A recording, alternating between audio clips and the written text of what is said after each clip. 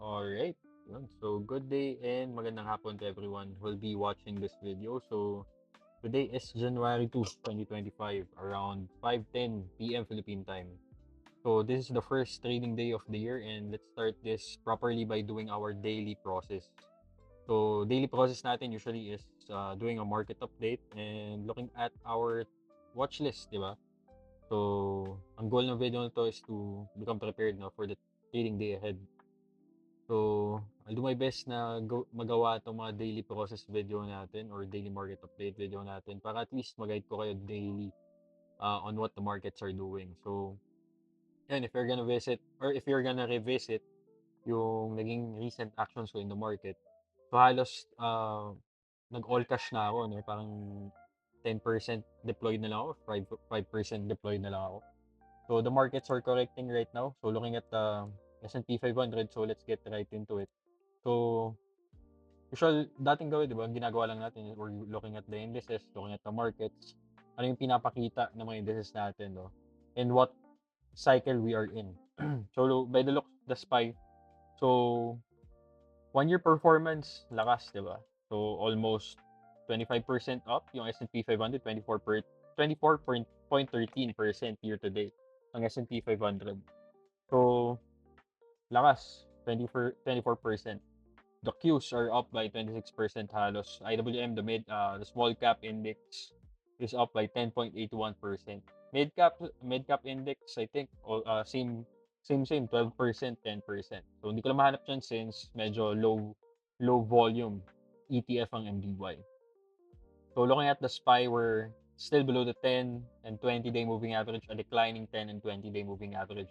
Basically, when the SPY is below the 10 and 20-day moving average and both moving averages are trending downward, it's not a nice environment for momentum and swing traders. Usually, pag ganyan, risk off yung current market stance natin. So, based on our index summary, based on the Pulseman report today, January 2, 2025, we're on a risk-off market state. And yung indices, yung momentum composite scores natin based on all indices is only 13.57%. So, we're in a market type na hit and run lang dapat. If you want to deploy capital, you want to day trade or establish swing positions, dapat prepared ka to allocate small risk, tipong 0.25 to 0.5% VAR lang per trade instead of your usual 1%, 0.75% VAR. So, mag-ano ka din, mag-adjust ka accordingly. And at the same time, dapat portfolio exposure range mo sa 0 to 33% lang dapat. So, if you have a $100K portfolio, usually dapat pag gantong klaseng market environment, should only deploying around $33,000. So, 33% of your portfolio. So, mandate natin yan. When the SPY is below the 10 and 20, you become cautious. You become cautious. Sabi ko nga dito, di ba, sa ating alpha chat, ito tayo, no, when Pulseman tells us it's a risk of market and it's time to chill. So, looking back, past two trading weeks of the year of 2024, ang lakas ng market, di ba? And then biglang, in just a few days, biglang nagkaroon ng big shift in the markets where the markets decline. So, ganun talaga, nangyari yon. Maybe we recover and undercut this 50-day moving average. Pero overall, we don't predict, we just react. And we observe, di ba? We don't predict, we observe. So based on this structure, based on this accumulation structure of the S&P 500, nasa distribution area na rin tayo, sa mid-stage distribution, which is the 1618 level. So we're at the 1618 level. So dapat i-open din natin yung minds natin na possibly we're at distribution since by the looks of it, the S&P 500 is forming this head and shoulder pattern. Forming this head and shoulder pattern. Pero by the looks of the monthly candles, we're still on a clear uptrend. We're still above the 10-month moving average, di ba? So when we're above the 10 10-month moving average, wala ka dapat masyado ikabahala, di ba? It's like that's the 200-day moving average. 'di ba? So when the time comes na the SPY goes below the 10-month moving average, which is one example yung Feb 1, 2022 or February 2022, dun lang dapat tayo maging total risk off. Tipong you shift your stance to shorting the market, tapos mag-stay cash ka if you're long only trader. So bottom line, we're still in a strong uptrend. At the weekly, we're still in a clear uptrend. We're still above the 20-week moving average. So, ang kailangan lang natin antayin right now is a positive shift above the 50-day moving average at the daily time frame, obviously, di ba? And most importantly, if we break above 600 again, or this left shoulder and then this right shoulder, then that's a great sign na we're gonna have another bull run. So seasonality-wise, if we're gonna consider seasonality of the S&P 500, so January is usually a flat month, no, for the S&P 500. For the Qs, halos nandito, nag-flow yung pera. 0.86% on average since the year of 2000. And most of the time, positive yung month of January of the Qs. Versus the SPY na 48% up lang on average based on seasonality. For mid-caps, halos weak seasonality on January. IWM as well, weak seasonality. So right now, our focus is gonna be at the Nasdaq 100 index, which is yung mega caps, diba? So majority of the components of the Qs, market cap weighted, is the mega caps. So pwede nating tignan ulit yung mga mega cap sooner if mag-recover yung market. So let's go back with our usual chart template. So now proceeding with the Qs, we're still below the 10 and 20-day moving average. But ang declining MA mo lang is the 10-day moving average, which is good. So right now, we're still above the rising 50-day moving average. It means that intermediate buyers are still in control. The long-term buyers at 200-day are still in control. Ang current state lang ng Qs is we're in a short-term downtrend, short-term correction event.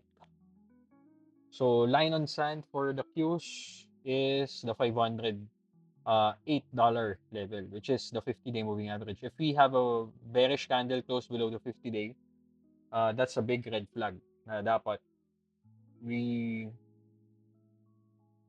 cement our stance na hindi naman totally cement but i-solidify natin yung approach natin na we stay in cash or we become hit and run traders, no, overall. So looking at MDY, we're still below the 100-day moving average, below the 50-day and the 20-day moving average. So it's a strong downtrend right now for mid caps. So overall, nung na-reach yung 1618 target from this accumulation structure, biglang nagkaroon ng strong correction. Hindi na siya nag-distribute and whatnot, tulad ng usual market cycle natin. Nag-transition kagad siya to a strong markdown. I'm not sure if ma-declare ko siya sa markdown. May possibility din kasi na ang distribution ni mid-caps is nandito. Or pwede rin mangyari, strong correction lang siya due to higher yields. So rate sensitive kasi yung mid caps and small caps eh. Very rate sensitive. So rates matter right now, yields matter right now.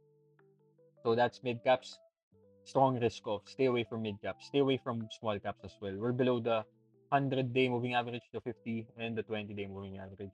Most importantly, the August 2024 lowest low, anchored VWAP. No? We're still below the lowest low of the anchored VWAP from August 2024. Now looking at RSP, the equal weighted S&P 500, which is a much more broader look versus the S&P 500 na market cap weighted. So right now, based on RSP, we're still on a risk of market on large cap, or we're still risk off on large cap na non-mega cap, 'di ba? So basically, ang pinapakita mensahe ng RSP natin is a weak market bread. Since market cap equal weighted, sorry. So equal weighted. So a weak market bread based on the S&P 500 components. So sa equal weighted Qs naman, we're still looking at a weak bread as well on tech names, on growth names na non-mega cap. So, weak market breadth din pinapakita ng equal weighted views natin. Dow Jones, which is a benchmark for value stocks or blue chips since US 30 yan, top 30 stocks lang siya. So right now, we're still above the 100-day moving average, so that's good. Pero we're below the 50-day and 20-day moving average. So it's a risk of we're on a risk of stance on value related names. So now looking at market breadth, which is yung usual na tinitignan natin as swing traders is MMFD, which is the 5-day moving average percent of stocks above the 5-day, and MMTW, which is the percent of stocks above the 20-day moving average. So right now, what the market breadth is telling us is we're still oversold. We're still oversold based on MMTW, and it remains oversold. So it doesn't mean na nag-oversold siya, magbabounce na kagad, mag-rally na ulit. Tulad nung nangyari nung August 2024, which is the yen carry trade unwind flash crash, diba? So right now, ang nang-experience natin is a weak breadth driven by bond rotation. So based on yields, money is rotating toward bonds. You have higher yields, and right now, yields are dropping in the short term. We're now below the 10-day moving average. So meron tayong makikitang rotation towards towards bonds. So AGG starting to climb, starting to support at the $96 area. So even TLT testing the April 2024 low as support. So may possibility na money will rotate talaga to bonds. Kaya rin humihina yung overall equities natin. So it's all about financial planning. But ayun, let's have an open mind na may possibility din na due to lower yields, markets will counter rally, or due to lower yields, the dollar will weaken, and that will be good. That will be good for risk assets, for equities, for crypto. But right now, since it's the start of January, kadalasan first week of January is choppy, medyo choppy with a bearish bias. Tulad nung nangyari nung first week of the year, nung last year, 2024. We saw a market chop in 2024. And start of the year, ito, 5-day decline, rally on the second week. Third week, nagkaroon ng onting chop to downside, and then proceeded to print new highs, 52-week highs afterwards, due to the fact na last year, markets are pricing in more rate cuts, or 75 basis point rate cuts, which in turn, ang nangyari this year, 100 basis point rate cut, which is higher than expected at the start of the year. So anyway, that's for another video or topic, which is market outlook video natin, or market outlook webinar natin. So right now, let's just focus on today's session. So MMFD, which is the percent of stocks above the 5-day moving average, every time we touch the 20% level, or at the 10% level, or dito sa oversold area, it's time to look for setups. And actually, right now, if we're gonna look at the focus list, our focus list, ang daming stocks na nagpapakita ng magandang setups. For example, SCI, Planet, BKSY, Geo, hindi ko lang nailagay dito. Let's add Geo Group. Oh, nawala. Yan. Geo. Lagyan natin sa fat pitch trade ideas natin. Ganda ng coil, ganda ng consolidation. So later, tingnan natin yun. Dito muna tayo. So it means that markets are counter rallying, and may possibility may experience tayong recovery for the next 3 to 5 days, 'di ba? 3 to 5 days. Usually kasi itong MMFD, it moves in it moves in 5-day swings or 8-day swings based on my observation. Tulad nung nangyari nung November 15, correction, nag-rally, yung market nagkaroon ng strength, na-reach yung overbought level, and then nagkaroon ng correction nung first week of December. So right now, we're at the level na may possibility na mag-counter rally tayo based on our market internals, our short-term market internal, which is the MMFT. MMTW as well. If we re-break this 30% level, that's gonna be a good sign na the market is recovering. Since there are stocks na nag-recover above their 20-day moving average, which is yun yung preferred natin, di ba? So you're looking at the markets from a bottom-up perspective, itong internals natin, and then from a top-down perspective, which is the index, yung mga index natin. So that's the market internals. Let's look at our relative strength charts. Looking at SPY-G, SPY-V, clear stay, growth is still outperforming value in the intermediate term, but in the short term, for the past 5 days, value outperformed growth. It actually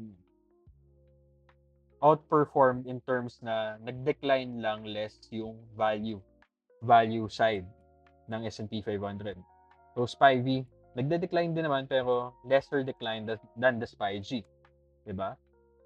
Kung compare mo yung dalawa, mas malaki yung decline ni SPY-G overall. Bottom line, since intermediate term, growth outperforms value in large caps. You focus on large caps pa rin na growth related. MDYG, MDYV, after multiple weeks, ang verdict ng market is that value outperforms growth. Value outperforms growth kasi nagde-decline. Mas malakas yung denominator mo versus the numerator. So value outperforms growth in mid caps. Same with small caps, value outperforms growth.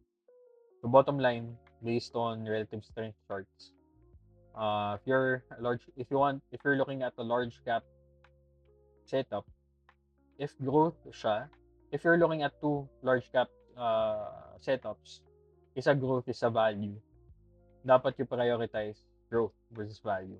In mid caps, mas preferred mo dapat value, and then small caps as well.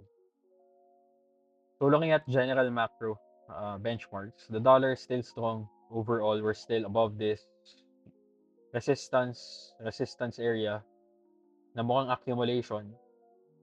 So a stronger dollar is bad for equities, bad for risk assets, for crypto as well.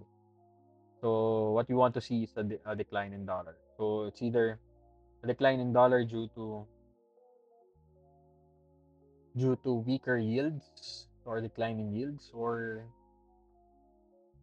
may possibility dahil to other factors. Pwedeng i-price in ng market yung inauguration ni Trump as a way for a weaker dollar, 'di ba? Since a Trump admin, based on 2016 data, we're gonna revisit 2016. A Trump admin is actually bad for the dollar or weak, makes the dollar weaker. So 2016 initially, yan yung 2016, tama ba? 2016 yan yung first term Donald Trump. Actually, nag-rally in dollar initially. And then, nag-decline in 2017. Medyo choppy for the dollar. But overall, bottom line or main point na gusto kong ibigay is pwedeng i-price in the market yung inauguration ni Trump, which can affect the dollar, which can affect risk assets. So today, based on the dollar, more on leaning toward tayo on a risk off pa rin, no? Risk off, overall risk off. Since sa lakas pa rin ng dollar. Same with the US 10-year yield. Still above this resistance, 1-year resistance trend line. Actually, 6-month pala, sorry. Hindi, 1 year pala to, 1 year resistance trend line. So, what you want to see is a weaker US 10-year. So, now, tignan pa ba natin itong bonds? I think hindi na. Let's now proceed with crypto. Is it still looking good? So, crypto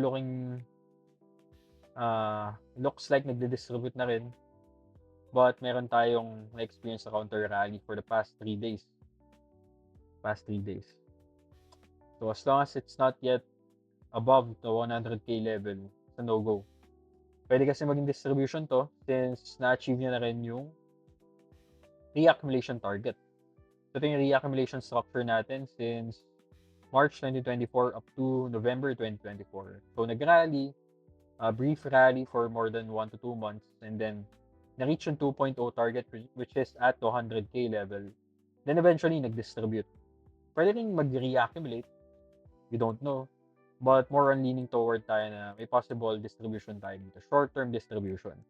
So should it distribute, the target is at 77k. Halos at par, halos babanggayin niya lang din yung previous high, previous all-time high level, which is at 70k. So, ayun, if BTC corrects again or dips further, 70k is the level you can buy at support. So, di ka na titignan yung iba since main natin is US. So, ngayon, Philippine equities, still in a wedge. Nagka-counter rally naman, pero as long as it's not yet recovering above 6,600, local equities is still a no-go. Now, let's look at the spider sectors para makita natin ano yung mga sectors na nagpapakita ng relative strength. And, parang distribution pattern. Since yun yung di ba, bias natin right now. May possibility na mag-distribute yung market right now. Based on the index pa lang, di ba? Just the S&P 500. So, looking at XLY, which is the consumer discretionary, after gap down, di pa rin tayo nakaka-recover above the 230 level. Sorry. Lagay lang tayo ng mga ating moving averages. So, we're still below the 20. So, ingat muna on consumer discretionary names. Same with XLK, tech sector. Medyo choppy pa rin. Pero may possibility na nagkikreate lang ng parang base dito. And once it recovers above 240, 238, then it's go time again with tech names. XLC, one of the strongest sectors last year. Continuous rally siya since October. Nag-decline lang ng December. Right now, testing the 50-day moving average. So if we break above 98 or $97, that's good for XLC.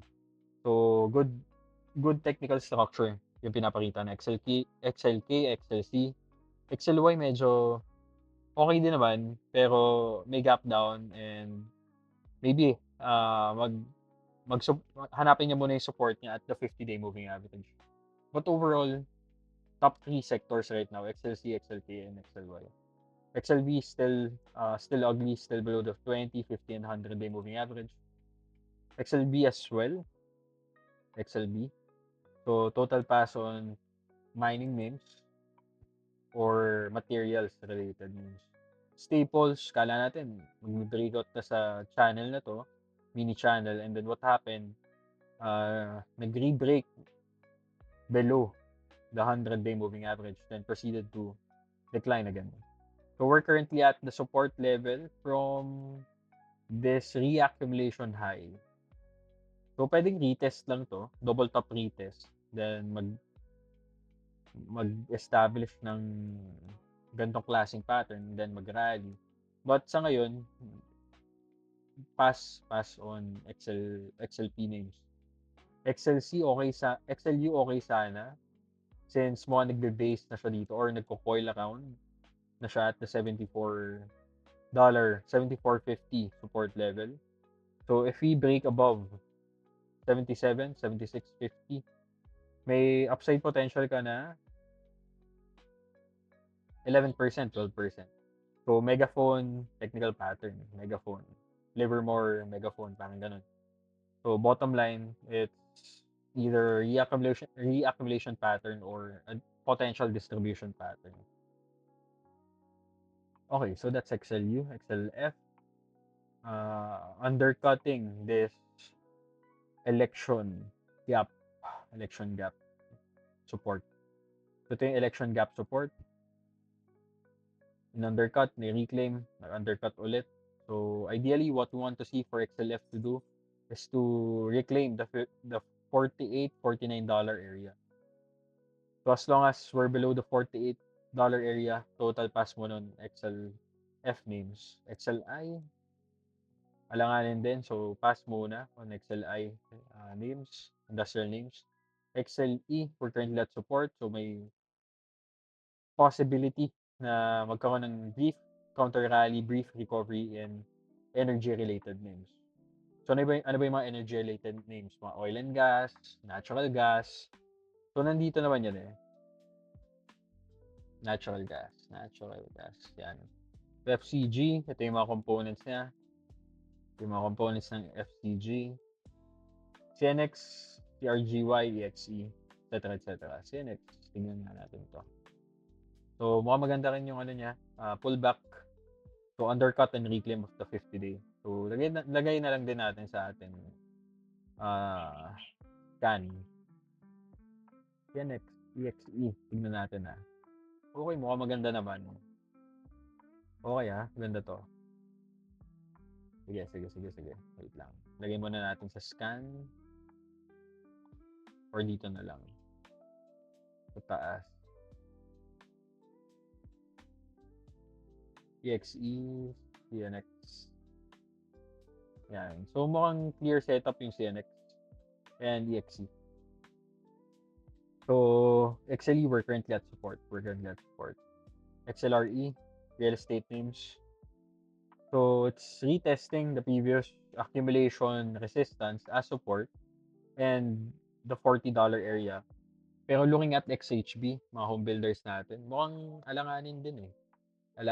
So, pass on XLRE names. Now, let's discuss our focus list. So, sige, let's start with EXE. Looking at EXE. Expand energy. Bigger picture, we're currently reaccumulating, possibly reaccumulating. And we're currently at the $100 Livermore level or round number area. So, lagay lang tayo ng alert. Then, let's see if it breaks above $100. So, maganda naman yung pattern niya, nagpo-pullback. Nag-pullback na siya actually, nag-rally na siya, nag-recover na siya above the 20-day. So, it's now creating an inside bar pattern. So, may possibility na mag 3-day inside bar siya or 5-day inside bar, then break above $101. So, CNX, so medyo laggard siya versus EXE.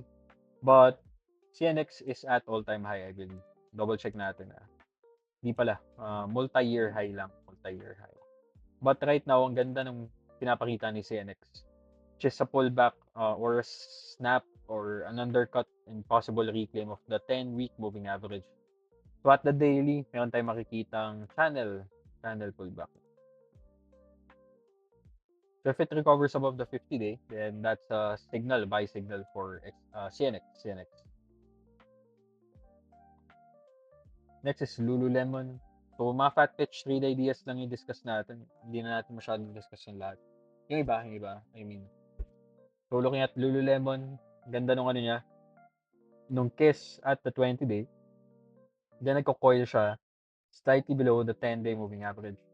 So should it break above 390, I think it will clear this $430 high after earnings.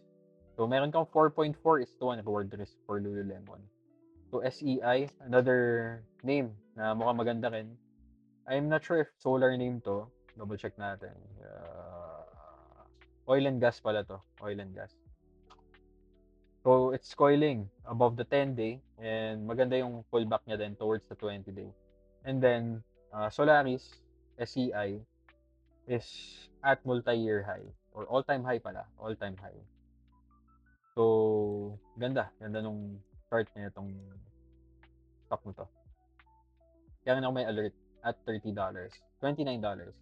Next is Planet Fitness. So medyo choppy lang, medyo tight choppy below the 20-day. So as long as it's below the 20-day, no touch yan, no go yan. Once it recovers above $100, sige, pwede tayo mag-probe. Put your stops at 97 if you want to, a tight stop. A wide stop is at $96. So potential upside for Planet Fitness, since fresh all-time high break pa lang siya, is 32%. So meron kang 5:1, 6:1 reward risk for this trade. So if you want to buy this at 101 or 100, tight stops mo, mas tataas pa yung reward risk mo. So it's a potential 1 to 3 week swing play. Pero if you want, Kahit sa 1618 target lang at 120. Meron ka ng 4.8:1. Next is BKSY, Black Sky Tech. So, from accumulation, ito nag-accumulate siya, nag-undercut, nag-reclaim. Nag-undercut and reclaim. Hold on. Yan, balik lang natin to. Nag-undercut and reclaim. So, this is a classic Wyckoff Spring under accumulation. So, nag-breakout na rin tayo sa downtrend line. Almost 2-year downtrend line. And by the looks of it, it's creating a continuation pattern right now. Continuation pattern. Tapos, we're above the $10 round number area as well. So, as long as $10 is holding, I think okay pa naman tong stock na to. So, pwede mong gawin, you can probe around at $10.90, $11. Put your stops at $9.80 for a wide stop.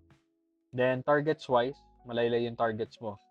Malaylay pa yung targets mo. Pwede mong gawing target yung $18, which is the next resistance area. Madami kang ipit at this level. Or at this level, which is at 25. Upside potential more than 50%, I believe. So next is Geo Group. I think it's also an all-time high breakout. Wait lang double check natin. Hindi pala, sorry. So multi-year high breakout lang siya since 2018. So right now, after the Trump pump, nag-consolidate lang siya, nag-create lang siya ng continuation pattern. So, ito yung Trump pump. Then consolidate. So may possibility if we break above $29, stops mo lagay mo at 26. Targets mo at 40 is a no-brainer. So bakit siya nag-rally? So since 'di ba, pang anti-immigrant, may mga anti-immigrant policies na gustong ipaano si Trump. And this is a prison stock. So may potential na ikulong muna and it will affect earnings of Geo Group. So next is OpFi. So it's a small cap. But ang ganda ng pattern na pinapakita. It's creating this reaccumulation pattern or a base. So we're currently at stage 2 markup. Ito yung accumulation structure natin. This saucer base, cup and handle, kung ano mo gusto yung tawag dyan. But simply put, it's an accumulation structure breakout. And we're under stage 2 markup. So if you want to trade this, you can buy the break of $7.90 or $8. Then put your stops at $7.40 or slightly below this candle slow. Itong mother bar na yun. So $7.20. So medyo wide stop na yun considered na high ADR din siya. So ADR is 2.38%, tama ba? Hindi, 6% pala, sorry. 6%. Next is RSI, Rush Street Interactive. So let's look at the bigger picture. We're under stage 2 markup. So this stage 1 accumulation, na-reach na yung 1618 level. We're currently at 2.0 target. So should we continue to trend upward, next target is the 2.5 measured move from the accumulation structure. So in confluence with the left side resistance. So resistance in 2021. So at the daily, we're seeing this pullback channel or flag, kung ano mo gusto may tawag dyan. But basically, if it breaks above 1380, that's an entry. Put your stops at 1315. So if you will put your entry at 1390 by stop limit, putting your stops at 13, then your targets is at the 1618 level. It gives you a 4-1 reward risk for RSI. Next is Nuke. So Nuke, nag-rally yan. I'm not sure bakit. Pero strong up move, then consolidates. Now it's touching 10-day moving average. So IPO name din siya. So I think may potential tong stock na to. So if it breaks above 43 or 44, that's a potential buy or viable buy area. Then put your stops at 3170. Targets wise, mahirap lang lagyan na target to, no? So pwede mong gawin 1:1 na lang nito for conservative targets. Or halos in confluence with the $200 target, no? Although since IPO name, so makaka-experience ka talaga ng turbulence at this area. So that's Nuke. Next is Zeekr, still consolidating, still under the IPO base. So if it breaks above $32, that's an ideal buy for ZK. Next is ONON, still pulling back towards the 50-day. So a break above the pullback channel is ideal. Then put your stops at 53 or $44. $54. So ONON, IPO breakout din siya. IPO accumulation base breakout. Just right now nag-retest lang siya ng previous high. So lagay natin siya sa um, top slot ng fat pitch trade ideas natin. Now looking at Wix, ganda ng consolidation pattern, and I think it's also under stage 2 markup. So we can treat this as the accumulation structure. Ito, yan. So na-reach yung 1618 target, nag-consolidate, nag-distribute, or nag-reaccumulate, nag-rally ulit, na-reach yung 2.0 target, nag-resist na konti, may profit-taking na experience from the buyers at accumulation base. So if we break above this 2.0 measured move, next target mo is the 2.5 level. Just at 317, 318. So malaking upside potential niya, di ba? Malaking upside potential niya. So let's clear this, let's clear some drawings. So looking at this chart, so still below the 10-day and 20-day moving average. So you don't buy this name yet. So if it breaks above 220, that's a potential entry point for Wix.com. Next is Bros. So Bros is still below the 20-day, 10-day, so no touch muna yan. But overall, looking at the bigger picture, we're still under fresh stage 2 markup. Actually, na-reach na 1618 level. But I think it will easily break above the 1618 level if market conditions improve. So maganda yung setup. It's a continuation pattern. A no-brainer entry and a no-brainer exit. So that's Bros. Next is Ulta Beauty. So we're under a transition towards stage 2 markup. So ang ginagawa niya lang ngayon, nag-resist siya from this earnings candle high. Then nagpo-pull back siya at the short term. So ideally what we want to see is a break above 449 or 450. Then put your stops at 425, 425, 424. Next is Toximity. So kala natin mag-rally na siya towards 61, but nagkaroon ng strong correction and nadamay siya nung end of year rebalancing, sell-off. So what we want to see on Doximity is a reclaim of the 20-day and a recovery above this resistance area. So right now, medyo i-downgrade natin yung Doximity kasi pangit yung structure niya right now. Next is Rocket Lab. So also an IPO din. IPO lang yung 2021. All-time high break. Nag-create ng consolidation, nag-reaccumulate. So we're now testing the 20-day moving average as support. So what you can do is buy this support level or buy the break of $28. Put your stops at 23. So ingat if it's below the 20-day. Next is Avgo. So still below the 10-day. Nag-wrap up today by 2%. Pero ideally, yung gusto mo makita dyan is mag-consolidate muna dito sa 229, 230, and the 240 level. Ang ayaw mo dyan is bumili ka dito sa 230. Alanganin yan. Alanganin. Mangyari dyan, mag-wide stop ka or maghahabol ka. Or ma-whip ka lang. Next is Qubit. So under the quantum computing market team and one of the strong leaders nung November. And November to December. Due to the tawag doon yung ni-release na quantum computing chip ni Google. So nadamay. So sympathy play siya. So Qubit, if it breaks above $20, that's a good buy entry. So buying on strength or buying on confirmation of strength. So pwede mo naman ilagay yung stops mo at 15.50. Or go to the lower time frame. Mas maganda makahanap na entry at the lower time frame. Next is Oklo. So looking at Oklo at the weekly, we're above the 10-day moving average. So in-undercut niya lang nung December, first week of December, reclaimed on the second week. Third week, nag-stabilize above the 10-week. Right now, it's now testing it as support. So at the daily, ang gusto mo mangyari dyan is a break above $24 or 24, yun, $24. So, yun yung ideal buy point natin for Oklo. So, sa ngayon kasi, mahirap pumili at 21. May possibility na malaglag lang ulit, mag-correct, and ang mangyari sa'yo, ano ka, nag, nag-take ka ng risk on an ideal buy area. So, that's Oklo. Next is ETH. ETH is all-time high, name din to, all-time high. So, ever since the break of $77, ang lakas ng rally na ginawa ni ETH or Brinker International. So, 1618 target is still far. Nasa $170 area pa siya from this accumulation base. Multi-year accumulation base. So, at the daily, nagkaroon lang tayo ng onting bull trap. Wait lang, hold on.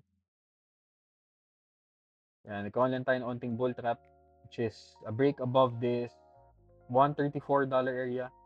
Then, nagkaroon ng reclaim of this resistance area. So, overcut and reclaim. So, ang gusto natin makita is a break above 134. So, hindi mo siya para bilhin at this level. Paano? So, pwede kasi mangyari, mag-plunge pa siya. Kasi meron kang bull trap. May mga naipit kang buyers at this level with high volume. So, medyo alanganin. So, that's that. That's our fat pitch trade ideas. DOX is downtraded. So, if you want to look for more setups, punta ka lang dito sa focus list natin. I already sent the link. Punta ka lang sa watch list natin. And then, ayan, you can copy this watch list and look for trade setups. So, sa ngayon, ang pinaka-mandate natin is to slowly deploy capital on confirmed entries, tactical confirmed entries. But what you need to do is lower your risk kasi we're on a risk of market state, di ba? Gawin mo 0.2% lang, 0.25% more. Wala na mawawala eh. Madaling magdagdag when the markets are in your favor or the market is proving the stock is proving itself na gumagana yung trade idea mo or it's moving according to your bias. Mahirap yung maglalagay ka ng malaking risk kagad and then mahuhubaran ka kagad. And mahirap makabangon sa ganun. So, tandaan mo, a bigger drawdown requires more percent recovery to the upside. So, imagine mo na lang, you have $100K portfolio, 50% drawdown, meron ka 50K loss. Gaano kalaki yung kailangan mong i-gain para bumalik sa 100K? Hindi 50% lang, more than 50%. Actually, to be exact, 100% yung kailangan mo mag-gain para mag-break even. So, always respect the downside and always respect drawdowns. And the best thing you can do is manage your drawdowns through small position sizing initially and add when the stock is proving itself. Madaling mag-scale yun. Mahirap yung, yun nga, as I've said, mahirap yung mahubaran ka agad. So, yun na muna. That's what I've prepared so far. Yun lang yung na-prepare ko ngayon. And so far, main expectation is sa counter rally. So, slowly rebuilding positions ulit tayo. So, selective. So, it's a stock picker's market. So, pick your stocks properly. Or what you can do is scatter your bets by allocating small risks per setup na nagmamaterialize. Then, scale in ka na lang, dagdag ka na lang if kumana. Kung ano yung nagpapakita ng strength talaga. Kaysa yung mag-allocate ka na malaki on a single stock, then hindi pala gumana, and yung iba, naiwan ka na, yun pala yung gumana. So, it will just breed frustration. So, always manage your trades na with an objective na hindi ka matitilt, hindi ka ma-frustrate. So, yan. If you have any questions, chat lang kayo or DM lang kayo. Open naman yung lines ko as always. So, sa mga nag-PM sa akin and nanghihingi ng advice, I really appreciate it. Mas na-appreciate ko talaga yung nagtatanong kaysa yung just taking everything what I'm saying, 'di ba? So ayun, tapos na tayo sa daily process. See you again on the next video. Ingat kayo, God bless, and good luck this first trading day of the year, 2025. So happy New Year, everyone, and hoping that everyone will have a great trading year this 2025. So start strong, finish strong. Bye.